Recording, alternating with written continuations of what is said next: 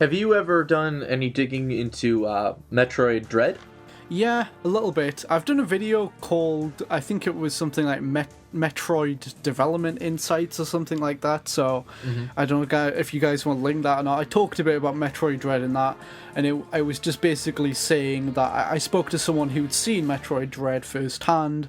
It was shown behind closed doors, and people didn't know this at the time, but it was shown behind closed doors at, I think, E3 2009, and essentially it was this very early prototype that, according to this guy, looked like just like Metroid Fusion but on DS.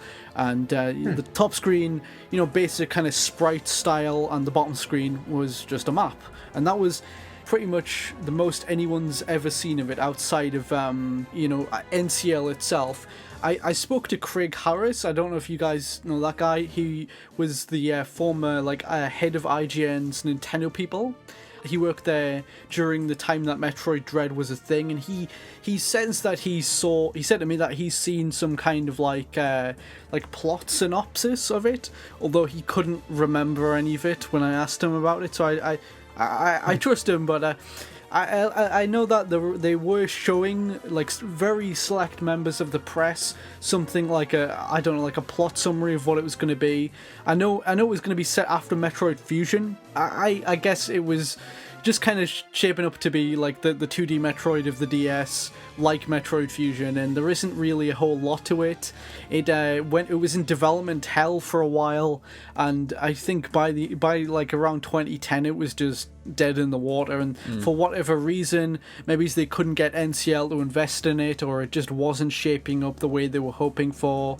It just didn't materialize for whatever reason. Who was developing Metroid Dread that couldn't get NCL to invest in it, potentially? I don't know. I can't remember the name of it, but it was when EAD was a thing, and I think it was like the second team at EAD. I don't really remember, but it was the one that normally did Metroid, and it had Sakamoto attached to it and that kind of thing.